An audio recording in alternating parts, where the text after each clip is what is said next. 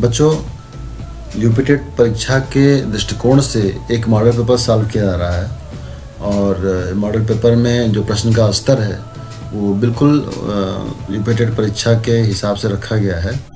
हालांकि इस बार तो हम लोग 2017 का ये मॉडल पेपर सॉल्व कर रहे हैं। 2017 मॉडल पेपर क्या कहें, 2017 में जो यूपीटेट परीक्षा में आया हुआ था उसी को सॉल्व कर रहे हैं, लेकिन आगे कोशिश करेंगे कि कुछ अन्य अलग से मॉडल पेपर आपको सॉल्व कराया जाए। फिलहाल 2017 का ये पेपर हम लोग देखते हैं कि किस तरह का परीक्षा में क्वेश्चन पूछा गया था और उसे कैसे सॉल्व करेंगे। उससे एक आइडिया तो आपको मिल ही जाएगा कि आने वाले दिनों में जो परीक्षा होनी है उसमें किस टाइप के प्रश्न पूछे जाएंगे। देखिए 30 प्रश्न है इसमें। 91वां प्रश्न जो भाग चौथे में आता है, 91वां प्रश्न यानी एक पहला क्वेश्चन कह सकते हैं इसको। क्वेश्चन लिखा हुआ है कि किसी परीक्षा के 3/4 किसी संख्या के 3/4 का 2/3 24 के बराबर है। संख्या का 1/4 क्या होगा? तो संख्या का 3/4, संख्या का 3/4 का 2/3 बराबर 24 है। तो 24 लिख दें। संख्या को मान लिए x का 3/4 का 2/3 बराबर 24। 3 यहाँ पर कैंसिल हो गया, 2 यहाँ पर कट गया और x बराबर हो जाएगा 24 गुणे 2 बराबर 48। x का मान हो गया। पूछा गया है संख्या का 1/4 क्या होगा? तो संख्या का 1/4 जो होगा x का 1/4 यानी 48/4, ये हो गया 12। नेक्स्ट क्वेश्चन पे आते हैं। पूछा गया गुणनफल में इकाई अंक क्या होगा? इकाई अंक निकालने के लिए गुणनफल में इकाई अंक वही होगा जो उनके इकाई के अंकों का गुणनफल होगा। देखिए जैसे यहाँ पर 8 है, यहाँ पर 6, 8 और 6 गुणा 8 6 48 हो गया। 48 में से आप 8 लीजिए और 8 का 9 से गुणा करिए। 8 9 72 का 2 लीजिए। 2 कहाँ से आया? 72 में से 2 आया। फिर 2 का 2 से गुणा करेंगे 4 आएगा और यही आपका उत्तर हो जाएगा। यानी इकाई का गुणा करते रहेंगे और हमारा उत्तर यहाँ पर मिल जाएगा।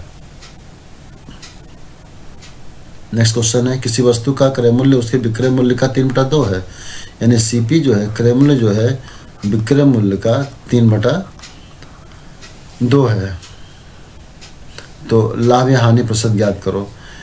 तो यहाँ पर लाभ या हानि निकालने के लिए पहले हमें निकालना पड़ेगा कि यहाँ पर कितना फ़ायदा उसे हो रहा है, कितना नुकसान हो रहा है। तो सीपी यानी कॉस्ट प्राइस जो है, कॉस्ट प्राइस यानी कि जिस मूल्य पर वस्तु खरीदी गई है वो विक्रय मूल्य से ज़्यादा है। 3/2 का मतलब 1.5 गुना है। तो 1.5 गुना का मतलब ये हो गया, अगर हम सेलिंग प्राइस को 100 रुपया मान लें, सेलिंग प्राइस बराबर 100 रुपया, तो सीपी बराबर हो जाएगा 100 का 3/2 हो जाएगा, यानी 150 रुपया हो जाएगा। कॉस्ट प्राइस 200 रुपया हो गया। इस प्रकार से 150 का सामान 100 रुपये में बिका जा करके तो 50 रुपये का नुकसान हुआ है। 50 रुपये का नुकसान हो रहा है। तो 50 गुणे 100 और बटा में आ जाएगा 150, यानी सीपी बटे में होता है 50 यहाँ हो गया और ये -33.1/3%। ये लॉस हो गया। 33.3% की हानि हो गई। बात समझ में आ गई होगी आपको। अगर कहीं से कोई दिक्कत आ रही है फिर से आप लगाएंगे। यहाँ से शुरू करिए निकालना। विक्रय मूल्य को मानिए, विक्रय मूल्य का 3/2 करिए, क्रय मूल्य मिल जाएगा और फिर क्रय मूल्य और विक्रय मूल्य में जाने पर लाभ हानि गणना की जा सकती है। आइए हम लोग नेक्स्ट क्वेश्चन देखते हैं। लिखा हुआ 7 + 2√10 का वर्गमूल क्या होगा? तो ऐसी संख्याएं यानी ये अपरिमेय संख्याएं, इनका वर्गमूल ज्ञात करने के लिए एक शॉर्टकट तो है, शॉर्टकट वही लगाते हैं। अदरवाइज इनको अगर डिटेल में समझाया जाए तो काफ़ी लंबा लेक्चर जाएगा।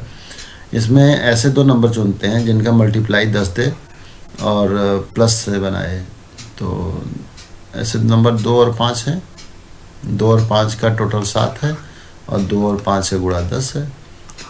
तो इन्हीं पर से क्वेश्चन बन जाता है कि यानी कि √2 + √5 ये उत्तर हो जाएगी। यानी यहाँ से चिन्ह ले लेते हैं और ये 2 और 5 को लिख लेते हैं रूट लगा करके। ये क्वेश्चन नंबर 94 का 7वां हो गया सर। सी वाला सही हो गया। नेक्स्ट क्वेश्चन पे आते हैं। लिखा हुआ 2 संख्याओं के एचसीएफ यानी कि इनका महत्तम, 2 संख्याओं के एचसीएफ और उनका एलसीएम दिए हुए हैं 12 और 72 क्रमशः। और यदि इन संख्याओं का योगफल दिया हुआ है 60, तो इनमें से एक संख्या क्या होगी? तो जब भी ऐसा क्वेश्चन आए, देखिए 12 इनका एचसीएफ है, एचसीएफ 12 है, तो संख्या जो भी होगी वो 12 को लेकर के मानेंगे, 12x और 12y, यानी ये दो संख्याएं हो गई 12x और 12y। और इनका जो एलसीएम है वो 72 है, तो एलसीएम अगर इनका निकालें हम तो एलसीएम आ जाएगा 12xy, इनका एलसीएम हो जाएगा। और इनका योगफल हो गया 60, योगफल यानी कि 12x प्लस 12y बराबर 60 हो गया। अगर 12 यहाँ से कॉमन ले लें तो x प्लस वाई बराबर हो जाएगा 60, 12 × 5 = 60, तो x प्लस वाई बराबर हो गया 5। ये हो गया एलसीएम इन लोग का दिया हुआ 72, ये देखिए 12xy बराबर 72 हो गया, 12 से काट देते हैं, 12 × 6 = 72 हो गया, यानी x × y बराबर हो गया 6। यानी दो संख्याओं का गुणा अगर 6 है और दो संख्याओं की योगफल 5 है तो वे संख्याएं क्या होंगी हम लोग निकाल सकते हैं। जैसे यहाँ पर अगर हम x जगह पे 3 रखें और 2 रखें तो 5 आ जाएगा, और 3 और 2 का गुणा रखें तो 6 आ जाएगा, यानी x और y का ये मान हो गया। उनमें से एक संख्या निकालना है, यानी जो 12x 12y है संख्या, इनमें से एक संख्या निकालना है। तो 12 में से 12 में 3 से गुणा करेंगे 36, और 12 में 2 से गुणा करेंगे तो 24, यही दो संख्याएं होंगी।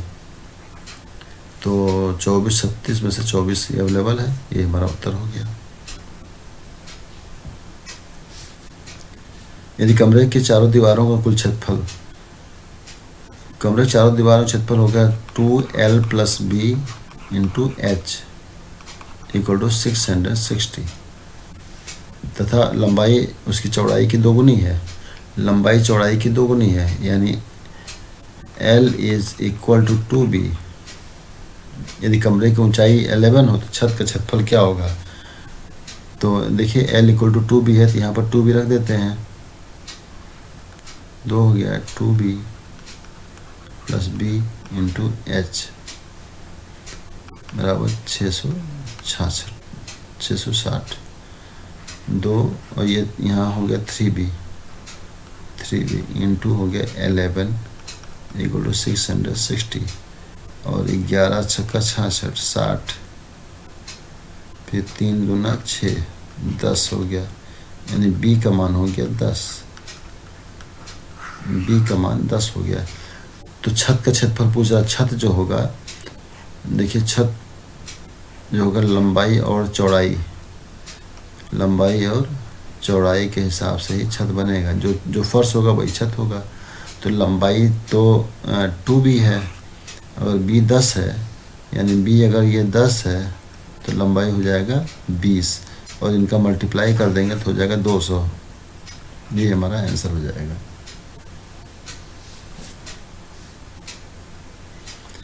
ये तो सांख्यिकीय प्रसरण का विश्लेषण नामक विधि का मुख्य श्रेय किसे जाता है? तो इसका आंसर तो सीधे सीधे हो जाएगा R.A. फिशर को।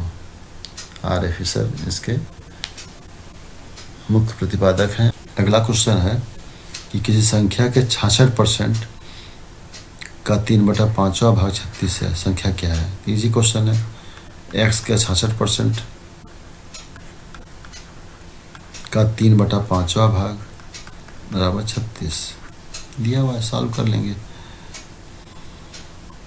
3 से काट दीजिए 12 बार जाएगा, और ये 66 है तो 6 से काट दीजिए 6 11, और ये 6 12, 6 दूनी 12। इस क्वेश्चन में दोस्तों कोई फॉल्ट है, कोई मिस्टेक है तो इसको पता करके बताया जाएगा। अगले क्वेश्चन पे आते हैं दोस्तों। एक शिक्षक ने ब्लैक बोर्ड पर लिखा है कि 29 × 4, और विद्यार्थी इसे 27 × 4 लिखता है, और इस तरह से लिखता है 2 27 4।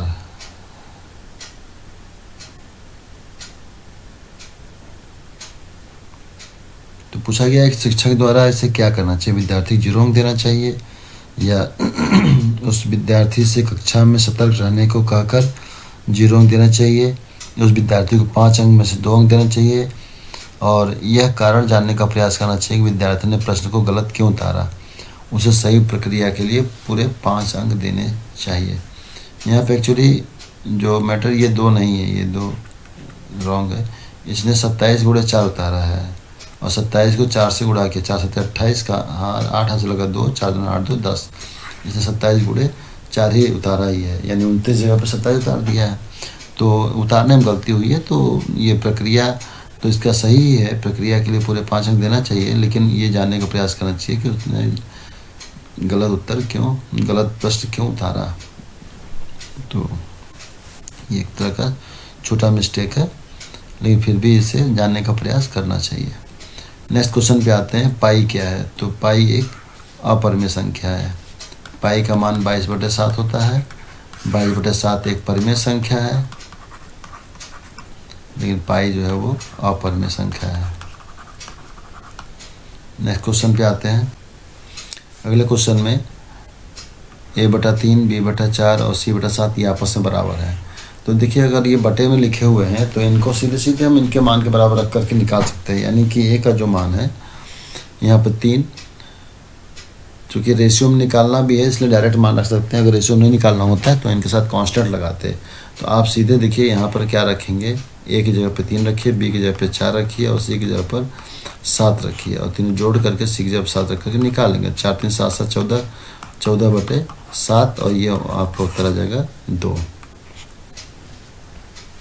लिखा हुआ है कि यदि 604-4 11 से भाज्य हो तो रिक्त स्थानों में क्या भरा जाना चाहिए, पूर्णांक कौन सा आएगा, ये भरना चाहिए। तो 11 के डिविजिबिलिटी के लिए रूल है, देखिए 604 और यहाँ पर कुछ है, मान लीजिए x है और ये, तो इसके रूल है कि इनका जो टोटल है और इनका टोटल का अंतर हमेशा 11 से भाज्य हो या फिर 0 बराबर हो। तो अगर हम देखें यहाँ पर 6 4 10 6 16 आ रहा है, इनका टोटल 16 हो रहा है, तो इनका टोटल भी 16 होना चाहिए। तो चूँकि एक ही डिजिट रखने की जगह ही है, ऐसा कुछ नंबर रखना चाहिए जो कि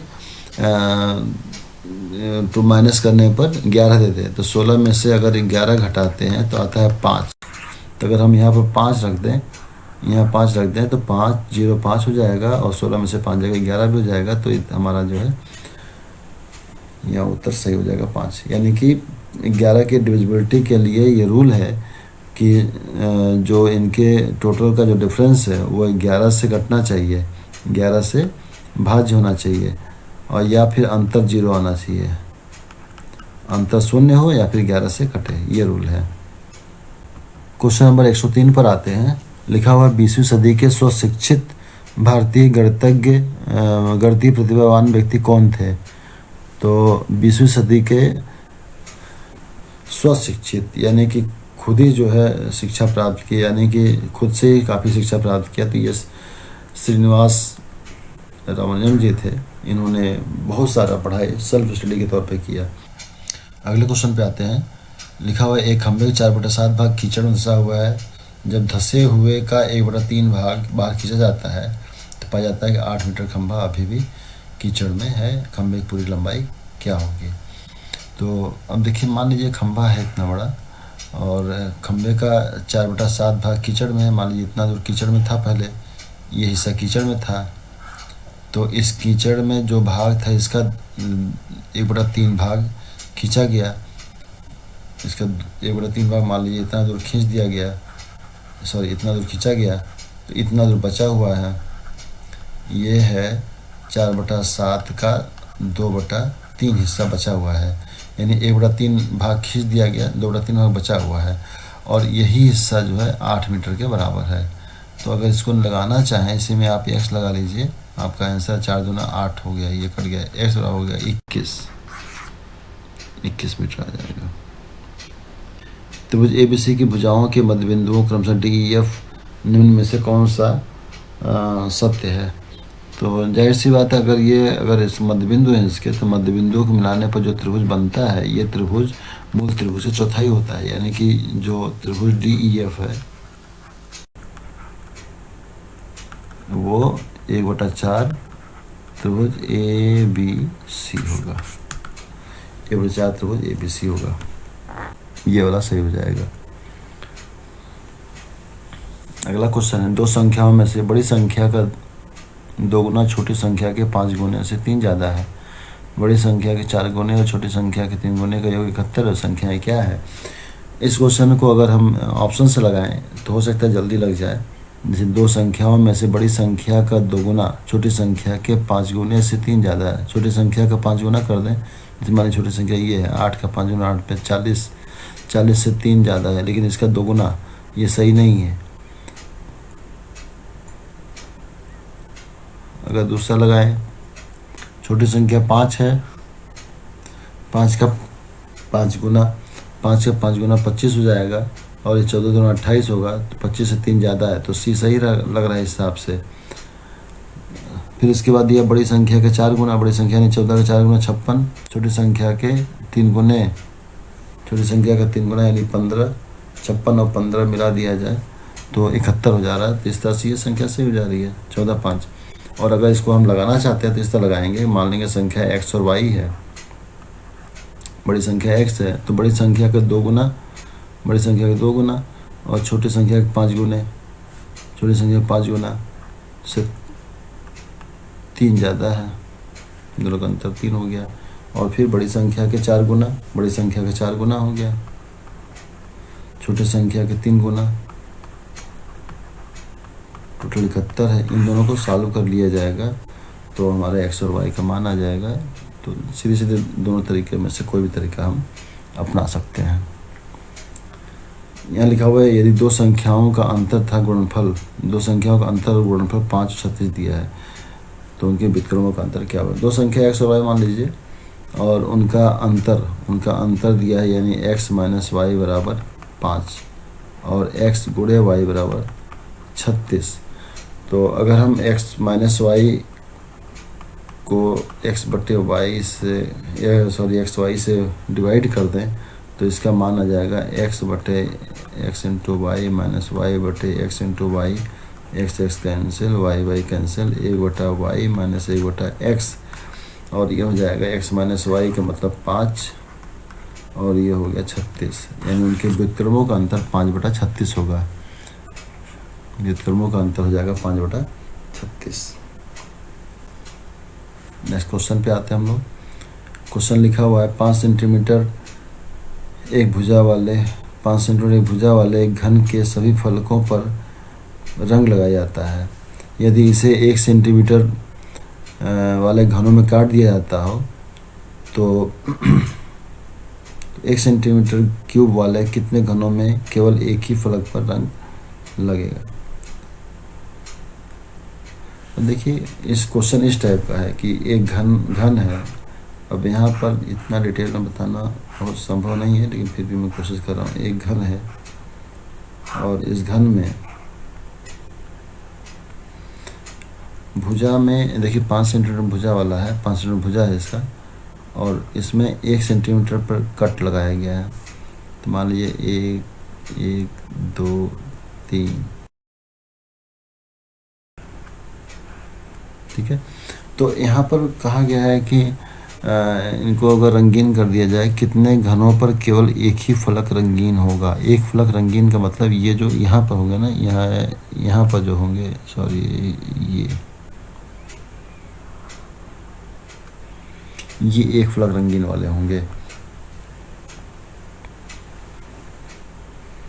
तो एक फलक रंगीन वाले जो एरिया होंगे, जैसे यहाँ पर अगर हम काउंट भी कर लें 1 2 3 3 3 3, यहाँ पर 9, एक तरफ जो है 9 मिल गए, 9 यहाँ भी मिल जाएंगे, तो कुल 6 फलक हैं, 9 छक 54 हो जाएगा। इसका उत्तर ऐसे डायरेक्ट लगा सकते हैं, या इसके लिए एक फार्मूला भी है, फार्मूला से लगा सकते हैं।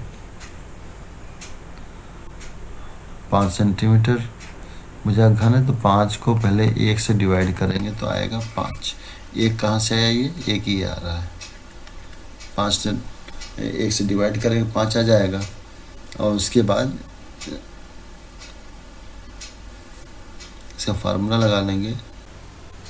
इसका फार्मूला है 6n-2 का होल स्क्वायर, 6 हो गया और यही n आएगा, तो 5-2 का होल स्क्वायर, 6, 3 का स्क्वायर 9 हो जाएगा, 9 से 54 हो गया। तो यहाँ से भी लगा सकते हैं। क्वेश्चन नंबर 109 पर आते हैं। लिखा हुआ ए और बी किसी काम को 12 दिन में करते हैं। तो इसको इक्वेशन बना के सॉल्व कर सकते हैं, और भी तमाम तरीके हैं सॉल्व करने के। तो अगर हम देखें यहाँ पर तो ए प्लस बी अगर किसी काम करता है तो 12 दिन लगता है, बी प्लस सी उस काम करता है तो 15 दिन करता है। 1/15 मानते हैं इसको, 1/12 मानते हैं। और सी प्लस ए उस काम करता है तो 1/20 लगता है। अगर तीनों को जोड़ दिया जाए तो देखिए 2 डबल आ जाएगा। और यहाँ पर एलसीएम ले लें, 12, 15 और 20 का एलसीएम ले लें तो एलसीएम यहाँ पर सिंपली देखा जाए तो 180 एलसीएम हो जाएगा। तो 12 15 बार में जाएगा, 15 12 बार में जाएगा और 2 9 18 ये हो जाएगा। तो 15 12 27 9 36 बटा 180 36 ये हो जाएगा 5।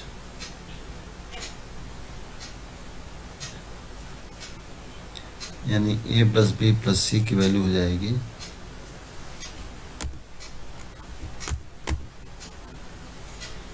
यानी ए प्लस बी प्लस सी की वैल्यू हो जाएगी 1/10।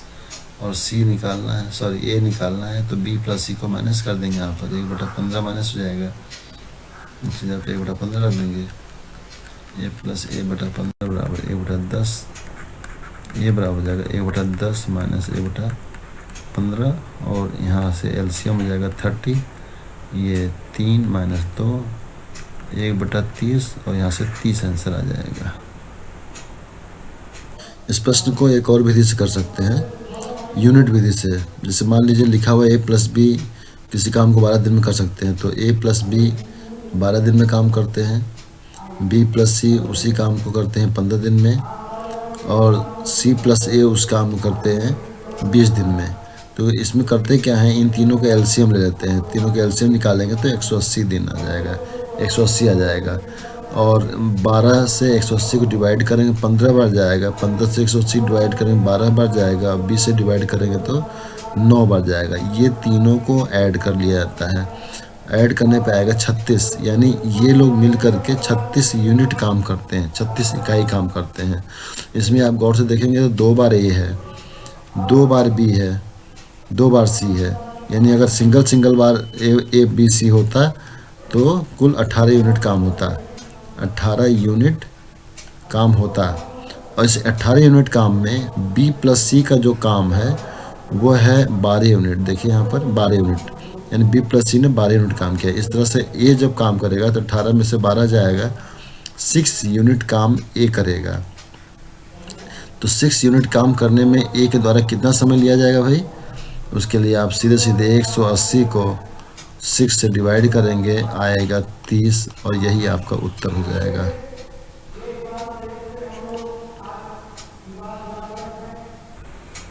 एक क्वेश्चन में जाते हैं। यदि अवरोही क्रम में रखे गए आंकड़ों के दोनों छोरों से चरम प्रेक्षण हटाए जाते हैं तो केंद्रीय प्रवृत्ति के कौन से मापक प्रभावित होते हैं। देखिए मान लीजिए 2 3 4 5 6 ऐसे हैं, अगर रखे हुए हैं अवरोही क्रम में लिखा हुआ है ना, तो इधर से मान तो इधर से या इनको लड़के लिख देते हैं 6 5 4 3 2 अवरोही क्रम में रखे गए हैं। तो इनका अगर हम लोग माध्य निकालना है तो माध्य का मतलब जोड़ करके जो है इनको 5 से डिवाइड करना होगा, वो माध्य हो जाएगा। बहुलक कौन सा रिपीट कर रहा है बार बार, बहुलक हो जाएगा। माध्यिका कौन सा बीचों बीच में है, जैसे यहाँ बीचों बीच में 4 है तो ये माध्यिका हो गई। तो अब पूछा गया है कि अगर इनके लास्ट से जो 2 नंबर है इनको हटा दिए जाएँ दोनों छोरों पर से तो क्या प्रभावित नहीं होगा, क्या प्रभावित होगा। तो देखिए माध्यिका प्रभावित नहीं हुई है, माध्यिका 4 पहले से भी है, अभी भी 4 ही है, तो माध्यिका प्रभावित नहीं होगी। प्रभावित अगर होगा तो माध्य और बहुलक होगा, माध्य और बहुलक ही केवल प्रभावित होगा, माध्यिका प्रभावित नहीं होगी। तो इसका उत्तर हो जाएगा सी, माध्य और बहुलक। अगले क्वेश्चन पे आते हैं दोस्तों। किसी 2 अंकी संख्या के अंकों गुणनफल 6 है, उस संख्या में 9 जोड़ने पर प्राप्त संख्या में अंकों के स्थान बदल दिए जाते हैं, वह संख्या क्या होगा। 2 अंकी संख्या के अंकों गुणनफल 6 है। तो 2 अंकी संख्या मान लो कोई भी 2 अंकी संख्या, एक्चुअली 2 अंकी संख्या माने तरीका 10x + y होता है। तो इसके जो अंक हैं वो x और y हैं, x और y का जो मल्टीप्लाई है वो 6 दिया हुआ है। तो 6 जो होता है ये कब कब पॉसिबल है, 1 और 6 पर और 3 और 2 पर, यानी इतना ही संख्या पॉसिबल है, 16, 61, 23 और 32, इन्हीं का गुणा 6 होगा। तो इसमें से दो ये तो नहीं सही है, 43 भी सही नहीं है, ये A और B में से कोई एक हो सकता है। तो लिखा हुआ कि उस संख्या में 9 जोड़ने पर प्राप्त संख्या अंकों का स्थान बदल जाते हैं। अगर 16 में 9 जोड़ते हैं तो ये 61 तो नहीं बनता है, तो ये भी रॉन्ग हो जाएगा। और 23 में अगर 9 जोड़ते हैं तो 32 हो जाता है, ये सही हो जाएगा दोस्तों। तो इस तरह से ये वाला हमारा सही उत्तर है 23।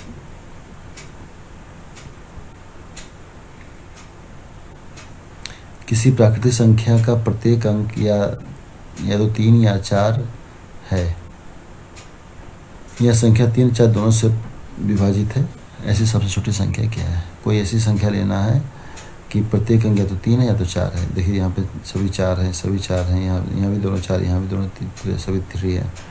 तो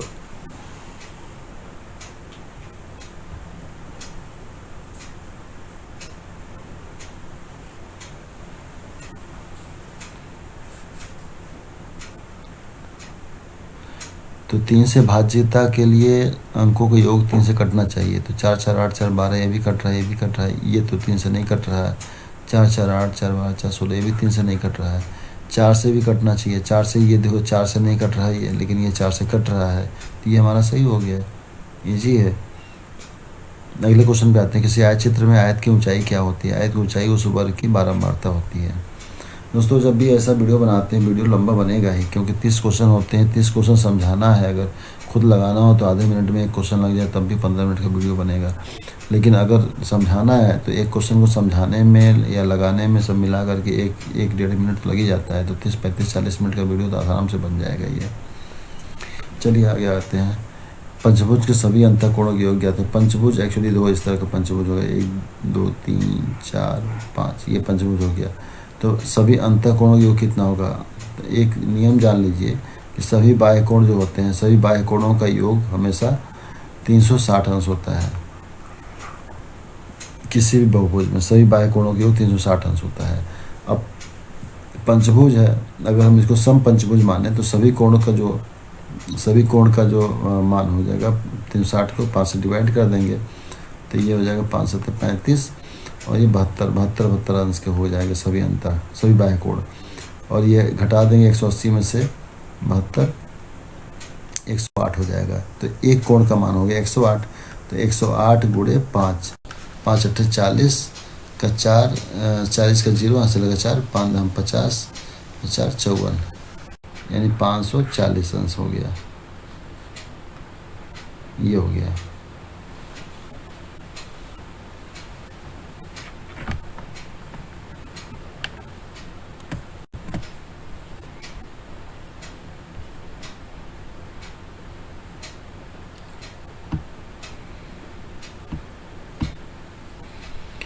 क्वेश्चन नंबर 115 पर आते हैं। एक रचनात्मक कक्षा में शिक्षकों को निम्न में से क्या नहीं करना चाहिए।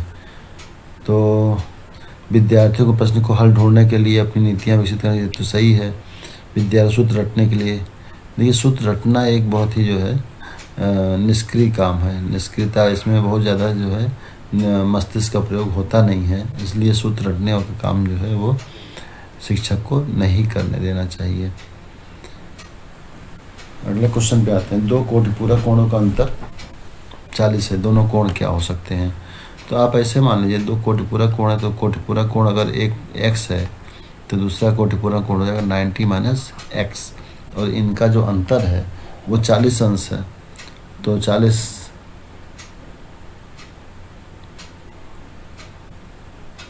x - 90 - x बराबर 40 हो गया। ये जब माइनस हटेगा प्लस हो जाएगा, 2x - 90 बराबर 40, 2x बराबर हो जाएगा 90 और 40 को 30, x बराबर हो जाएगा 65, ये वाला सही हो जाएगा 65 और 25। क्वेश्चन नंबर 117 को 12 से भाग देने पर कितना शेषफल आएगा। तो इसको आप 12 से भाग दे लीजिएगा। 12 0 1 2, 12 ये कट जाएगा, यहाँ 0 आएगा, यहाँ 0 आएगा। अगला क्वेश्चन है, किसी विद्यार्थी में निम्न में क्या आंकना चाहिए। तो गणितीय संप्रेषण, बिना समझे रटने की क्षमता, शिक्षक की सुनने की क्षमता, अवधारणाएं न समझने पर भी प्रश्न न पूछने की प्रवृत्ति। ये बहुत ज़रूरी है। अगर बच्चे को समझ में नहीं आ रहा है और फिर भी वो प्रश्न नहीं पूछता है तो ये एक विद्यार्थी के लिए और शिक्षक के लिए, दोनों के लिए परेशानी का कारण बन सकता है आगे। इसलिए अवधारणा अगर समझ में नहीं आता प्रश्न पूछना चाहिए, और अगर नहीं पूछ पाता है तो ये शिक्षक को ये आंकने की क्षमता शिक्षक के अंदर होनी चाहिए। इसी तरह से 119 से अधिकतम और न्यूनतम परीक्षण का अंतर क्या कहलाता है। तो अधिकतम और न्यूनतम परीक्षण का अंतर परिसर कहलाता है। और इसी तरह नेक्स्ट क्वेश्चन पे आते हैं हम लोग। सबसे छोटी अभाज्य संख्या क्या है। तो इसको तो बिना देखे आपको बताना चाहिए सबसे छोटी अभाज्य संख्या क्या होती है। सबसे छोटी अभाज्य संख्या है 2 सबसे छोटी अभाज्य संख्या होती है।